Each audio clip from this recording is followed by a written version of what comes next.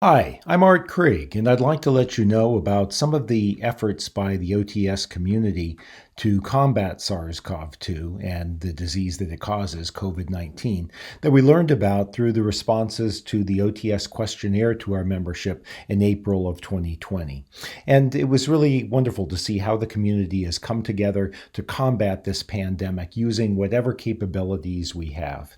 For a lot of labs and groups around the world, this has been working on diagnostics. OTS labs have a lot of experience in working with oligonucleotides for just the kinds of situations that we're now in with this pandemic. And several members, Luis Murad Alvar-Salas and Masad Damha's labs, for example, there are many more, just wrote back to us on how they're pitching in to do what needs to be done at their institution to help with developing diagnostic assays and running those assays to determine where the infections are at. And kudos to those groups for jumping in and performing this very critical service.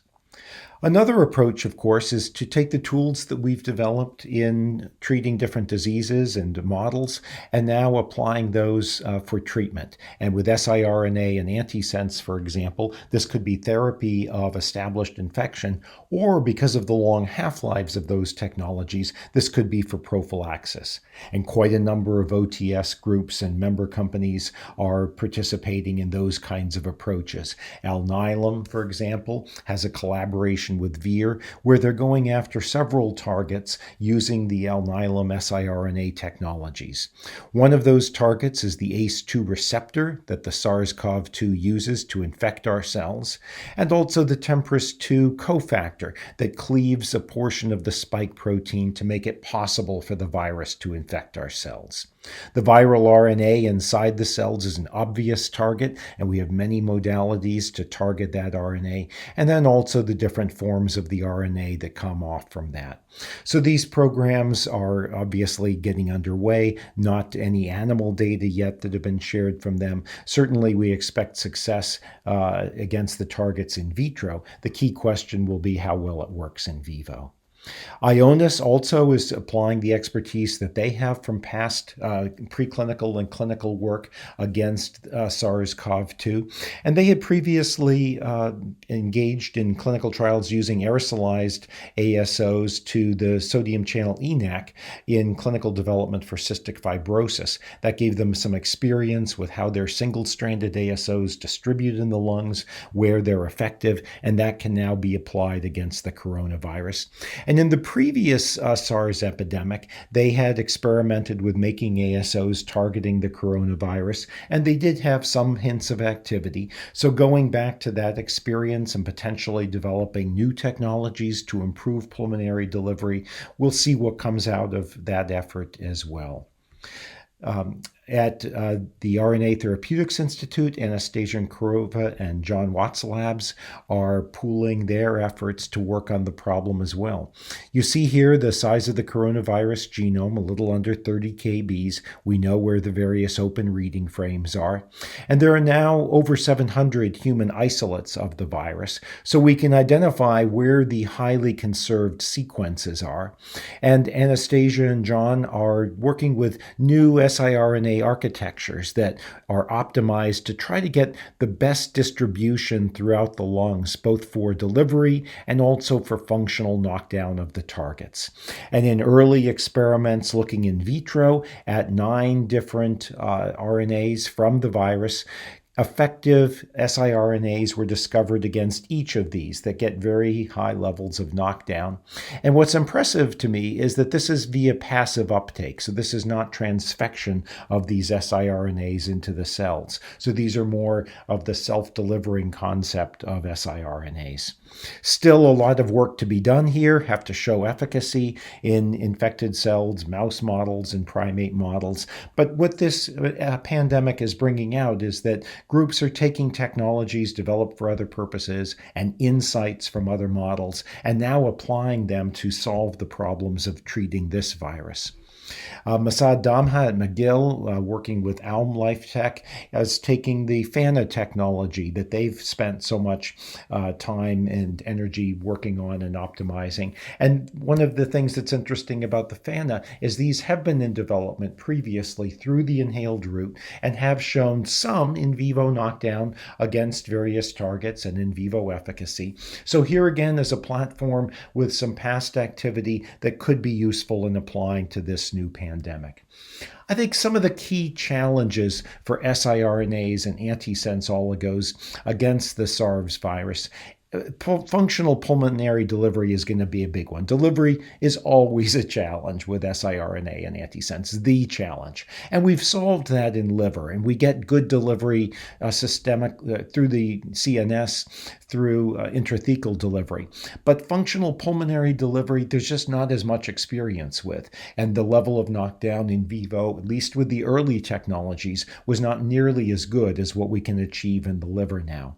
And with a virus, we don't know how much knockdown is needed. Many antivirals that are effective, or cocktails of antivirals, achieve knockdowns of 3, 4, and even 5 orders of magnitude. A 99% knockdown may not be good enough here. So this is one of the key questions that has to be addressed. Innate immune activation is usually seen as a toxicity with siRNAs and antisense.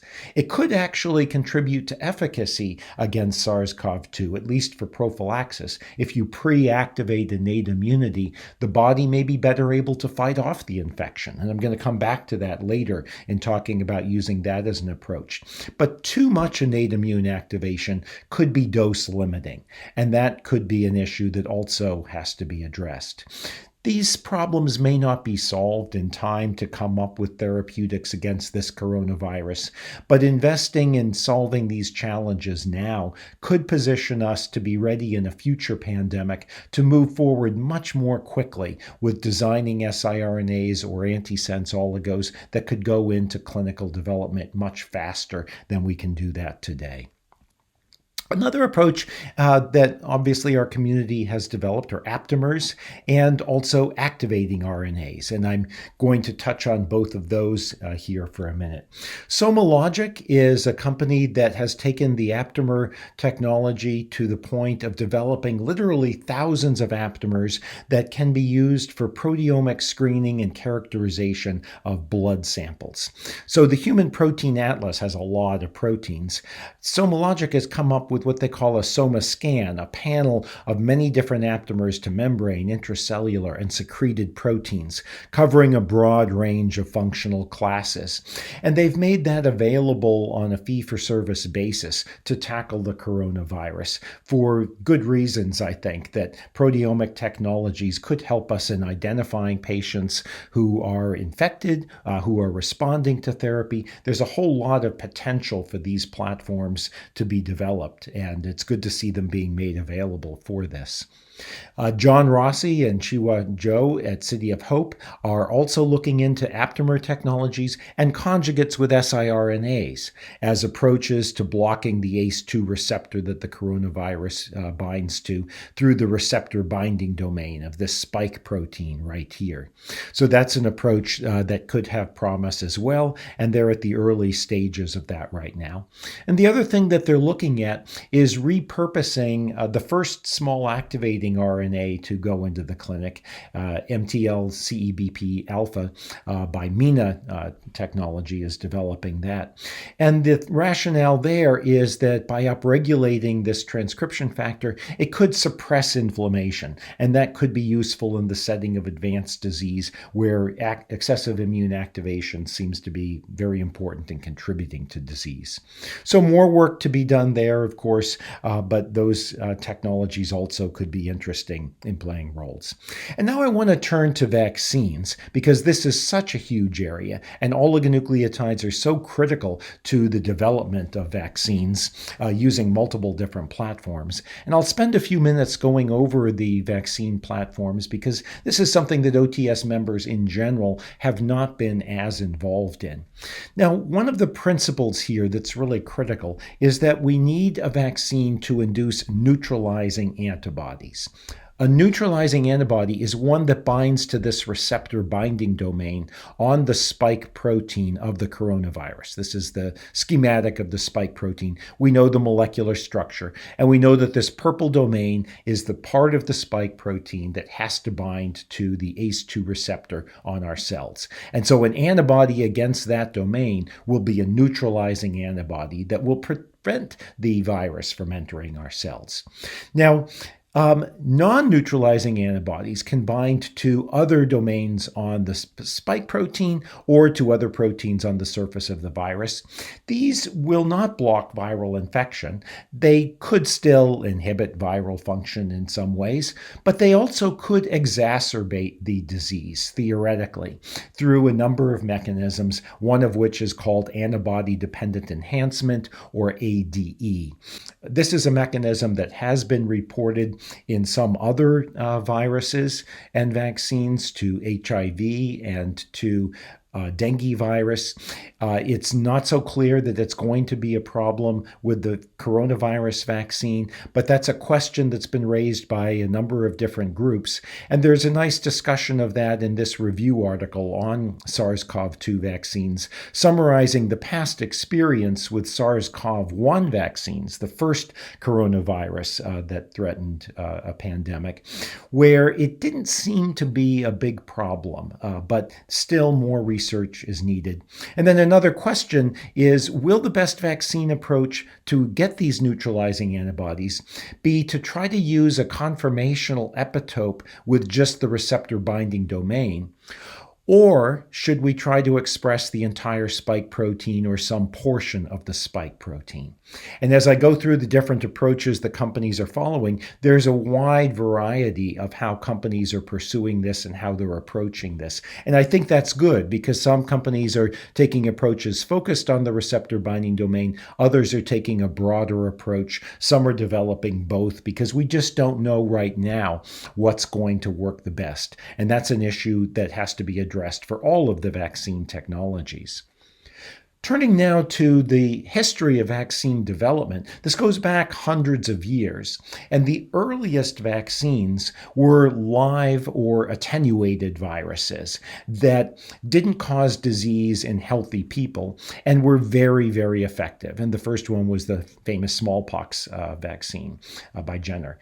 So the safety is good unless you're immune compromised, because these vaccines can cause disease in people who are immune compromised. And sometimes it's not even obvious that they're immune compromised until they get sick and die. And that is not acceptable in a vaccine that's going to be given to many millions of people. These also take a long time to develop, so this is really not practical in a pandemic setting. And so in order to get away from some of the toxicities of attenuated live viruses, many groups have shifted to using subunit or protein vaccines with some kind of adjuvant to try to stimulate a better immune response. And early in the days of vaccine development, before people really understood many of the principles of immunology, it was a trial and error basis to find something that would irritate the immune system enough to get a booster effect and stimulate antibody production.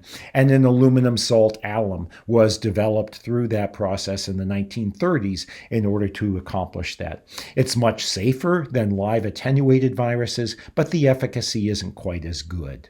And to give an example of a common vaccine that is based on this approach, Engerix B is a hepatitis B vaccine. The standard regimen for this is a dose at the start of vaccination, 1 month later, and 6 months later.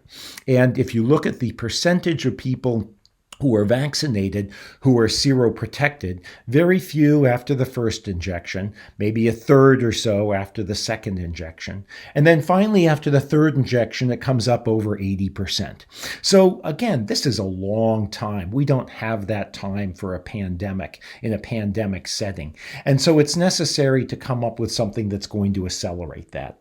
And some of the discoveries that have been made through a lot of research, through a lot of different groups, are that DNA DNA or RNA in live vaccines activate dendritic cells and B cells as an adjuvant. And that includes the CpG motifs. Viral RNA can do this through a variety of different receptors, some endosomal, some in the cytoplasm, and that's been covered in other OTS webinars.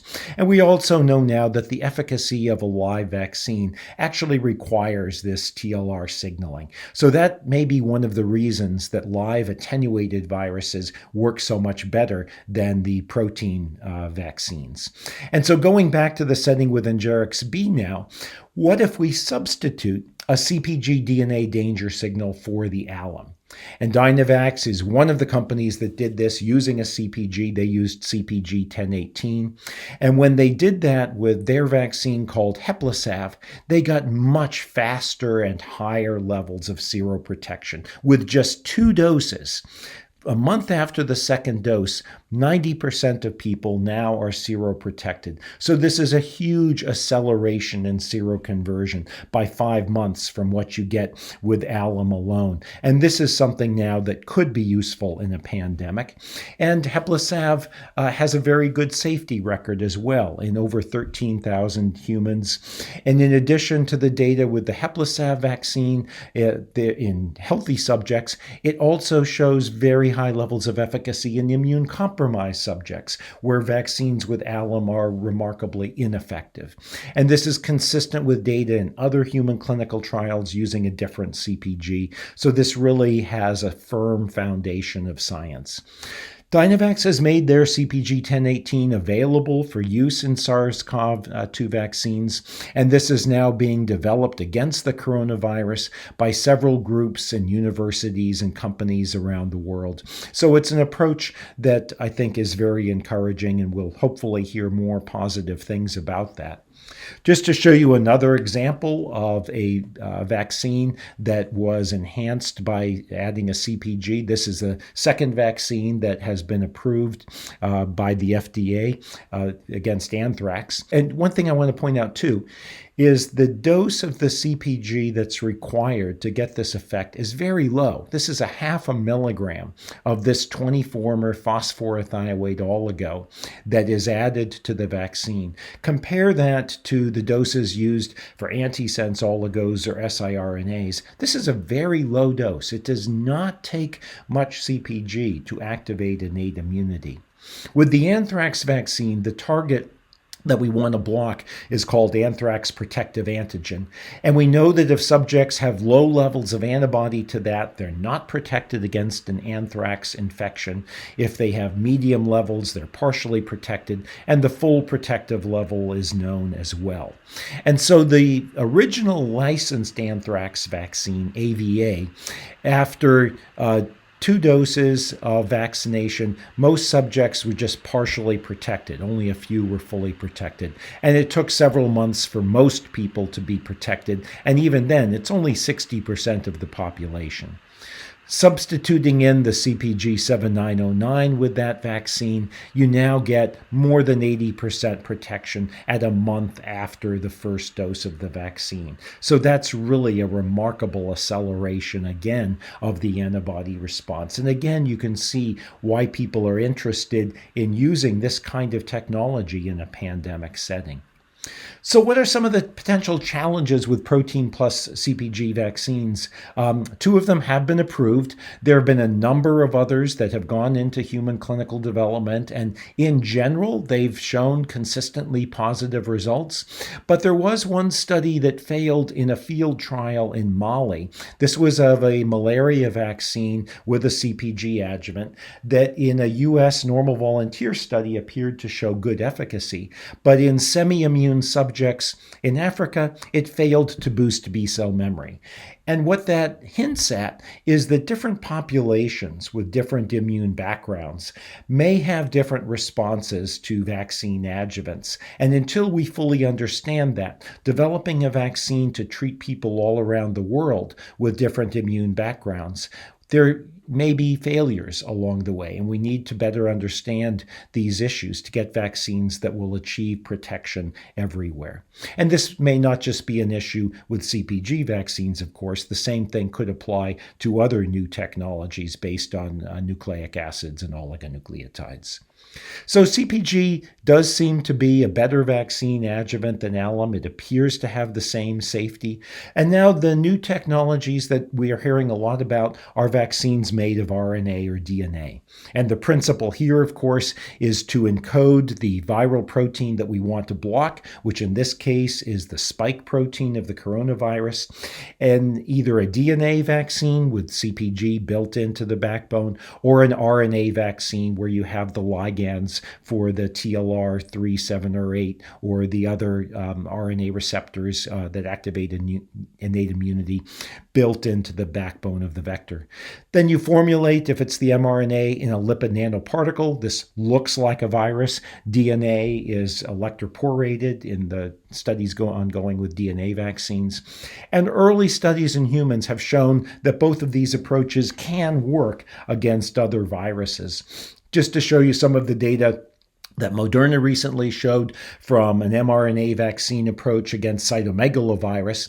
Cytomegalovirus has been a target for vaccine development for decades, and there is no approved vaccine against CMV.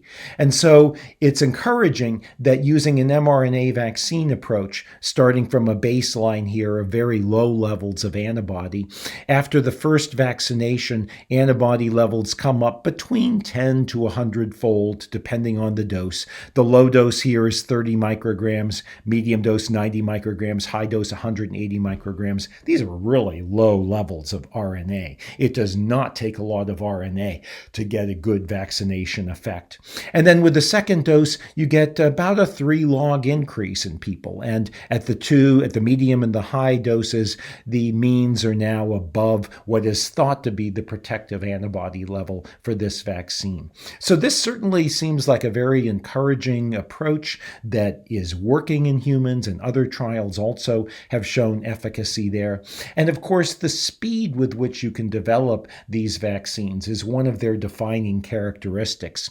The Chinese authorities shared the sequence of the coronavirus on January 11.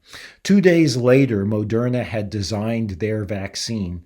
Within the following month, they shipped it to NIH to begin clinical testing, and the following month, the first participants in their study were dosed. So this is incredibly rapid when you consider that the former record for developing a new vaccine was 4 years, and this is moving forward much more rapidly than that.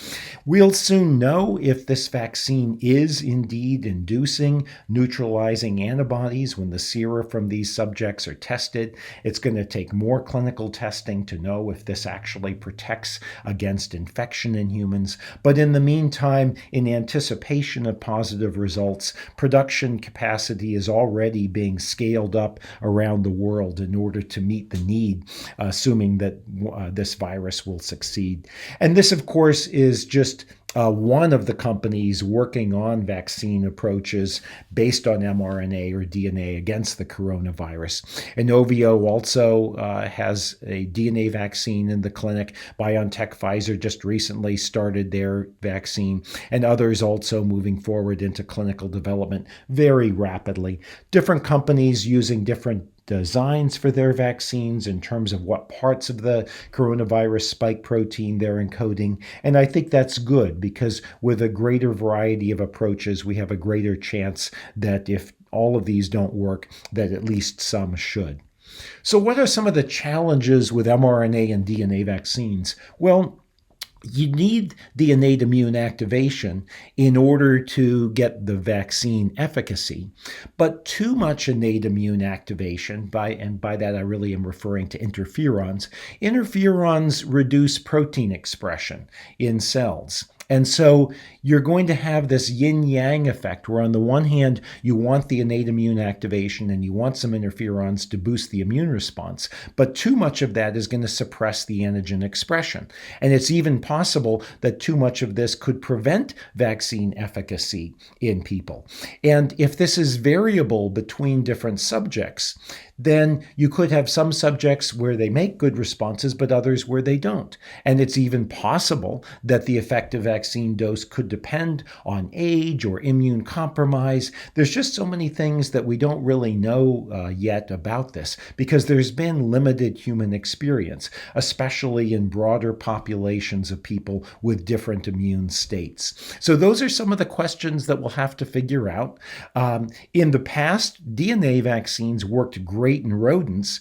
Early on, they really didn't do that well in humans. The level of antibody response was modest, and it does appear that in vivo electroporation may overcome this. But again, the level of human experience is limited, and we'll just have to see how the results from these trials turn out. The good thing is we'll learn in the next few months how well these approaches are working.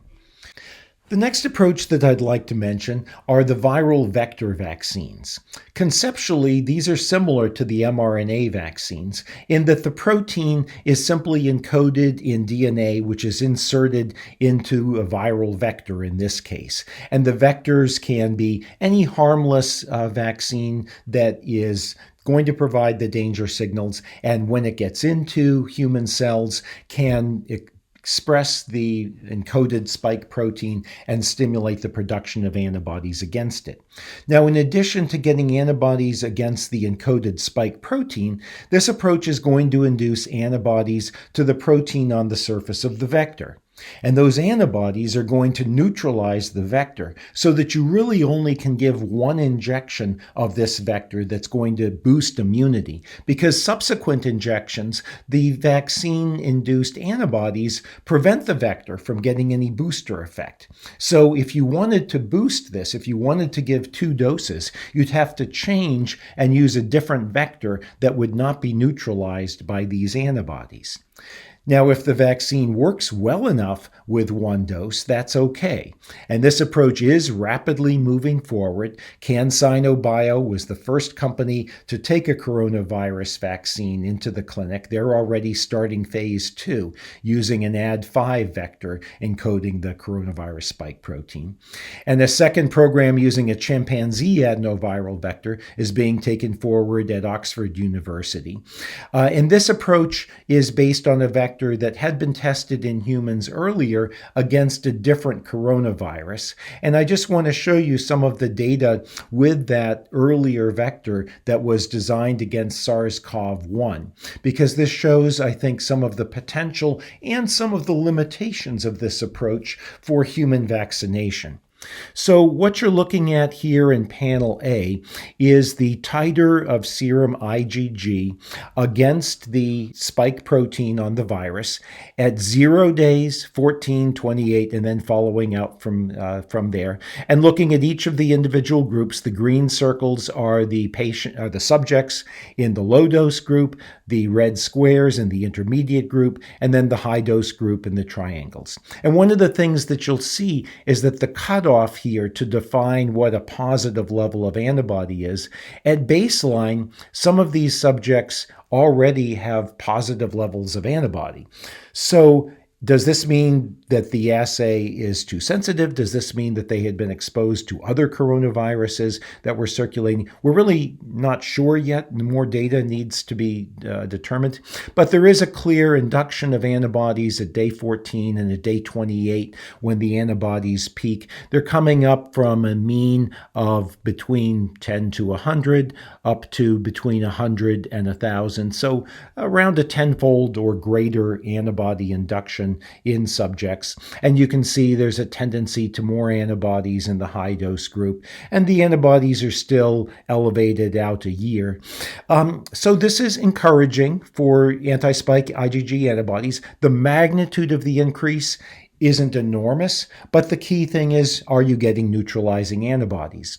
And when you look at the viral neutralizing antibodies, there was 1 subject in the low dose group who had neutralizing antibodies. Nobody in the intermediate group was above the threshold. And at the high dose group, there were a minority of subjects who did make neutralizing antibodies. But the issue with the high dose group is the safety evaluation in the study found moderate symptoms in 89% 9% of subjects, severe symptoms in 11% of subjects. That just doesn't really sound like something that you're going to want to give to hundreds of millions of people to get neutralizing antibodies. And so I think that's one of the questions with this approach, is whether a single dose can provide adequate protection to a broad population with safety that's acceptable. Or will you need to give a prime boost strategy, where perhaps you give a single dose of this vaccine initially, and then you boost with a different vaccine? Of course, that may defeat the purpose. If you have to develop two different vaccines, then, what do you really gain from that? I think that's a question that we'll find the answer to. The other issues with the mRNA and DNA vaccines in terms of innate immune activation still could be relevant here too. Is there too much suppression of antigen expression? And again, between different subjects, elderly, immune compromised people, how well will this approach work? That remains to be seen. And now turning to the last topic that I'd like to cover, innate immune activation by CpG DNA to prevent infection. This is a little bit kind of out there perhaps, but the concept is this. We know from a lot of work over decades that defense against viruses requires type 1 interferons. They play a critical role in the very early inhibition of viral replication within the first hours that the immune system detects a virus. NK cells are activated. The interferons reduce protein expression, as I mentioned, and that slows viral replication, and it gives the immune system a chance to develop a response. It holds the virus in check while the adaptive immune system is being engaged. And that is what ultimately can control viral infection much more specifically with CD8 T cells and the specific antibodies to neutralize the virus and so forth. So this is what you need to fight off an infection. And during normal viral infections, our immune cells, especially dendritic cells and B cells to some degree, detect viral DNA and RNA through these various TLR receptors and Rigi-like receptors and other innate immune pathways. And so these very rapidly induce the type 1 interferon response that you need to control the virus, and that promotes the adaptive immunity. Now, it turns out that SARS-CoV-2 is very good at suppressing the type 1 interferon response to infection. And many other viruses are too. It's not unique in that way. And so the concept is, if you know that someone is at risk of becoming infected by the virus, let's say healthcare workers or military personnel who are serving in situations where they're limited in their ability to isolate, could you pre-treat them against the viral challenge by priming innate immunity? Could you, for example, have them inhale some CpG DNA or RNA to activate these innate immune receptors and induce a state of heightened immunity in the airways so that when the virus really does come in, the immune system is all ready to kick into gear and the virus is not able to suppress that response? This is an interesting theoretical question. There's some evidence for this against other pathogens. This is an example of one study where intranasal CpG protected against influenza challenge in mice. So the mice were treated with PBS in one group, and the PBS controls after that challenge had fairly rapid mortality. Sham liposomes, also no efficacy. CpG alone, moderate efficacy. CpG with a liposomal delivery system, even better efficacy. And so that's encouraging. It's just, one group, and that's mice also. But actually, there's quite a few other models where CpG oligos have shown protection in mice against various bacteria, parasites, viruses, even in chicken, sheep, and in a couple of cases in monkeys. And there's a couple of OTS members, Burkhard Wittig, who has worked on TLR9 agonists in the past and now has an institute seeking to develop this, and David Gould-Johan at Therapeutics, also developing TLR9 agonists, who, in response to the OTS questionnaire, proposed this approach of developing CpG oligos to protect against infection. And there is some prior human experience with inhaled CpGs. This is a Dynavax collaboration with AstraZeneca using a CpG oligo called AZD1419. And volunteers who inhaled this at various doses had induction of cytokine CXCL10, a chemokine, interferon-inducible chemokine that's a marker for TLR9 stimulation in their sputum. And the safety was good. And you can see it's second to the high dose. The levels of this chemokine in the sputum were elevated for about a week after the exposure. So that's just some proof of concept data that an inhaled CpG could activate innate immunity in a human, and it could be interesting to pursue that. Some of the challenges with this approach are that there really are no prior approvals of an inhaled immune activator for preventing infection. So we don't really have a roadmap for how to develop this. And there's also questions, what would the best innate immune activator be, or would a combination of activators be best against this? We know that there are different subsets, even just of TLR9 agonists, that have different immune effects. And we don't know what would be best against the coronavirus, or even if this approach would work against the coronavirus. And to make things even more challenging, mouse models really are not reliable for evaluating most innate immune activators because of species-specific differences in TLR expression. If we saw efficacy in mice or didn't see efficacy in mice, if we really want to evaluate this, we're still going to have to use primates or other large animal models. We don't know how long protection would last.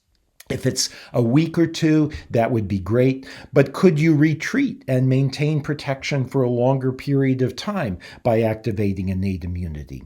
And then what's the best route of administration? We might assume that inhalation would be the best route of administration because you want to activate innate immunity in the anatomic region that the virus is entering.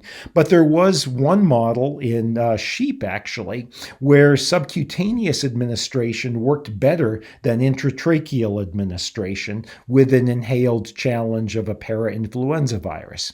And so I don't think we can take these things for granted. That has to be tested as well. And then the obvious question, if this is not safe, if this is not tolerable, if people get high fevers or symptoms of flu-like infection, then is that really going to be worth it? And these questions need to be answered still. So lots more work to be done there. In summary, the OTS community is doing a lot to stop the coronavirus, from everything from diagnostic testing in laboratories to developing new therapeutics that could be evaluated in vivo. The vaccines are moving forward the most rapidly of all, and I think we can expect that we'll have an effective vaccine during 2021. How many doses, which designs, we don't know yet. Lots more to be learned there. But even in the coming months, we should start to see some data coming out from that. In the meantime, it's up to all of us to try not to get infected. This is not a virus that we want to take lightly, and we should do everything that we can to stay uninfected until a vaccine does become available and to flatten the curve. So keep up the great work, everyone, and please do let us know what your group is doing to fight this virus. And we look forward to seeing you at the next OTS meeting when we can finally get together physically again. In the meantime, take care and stay safe.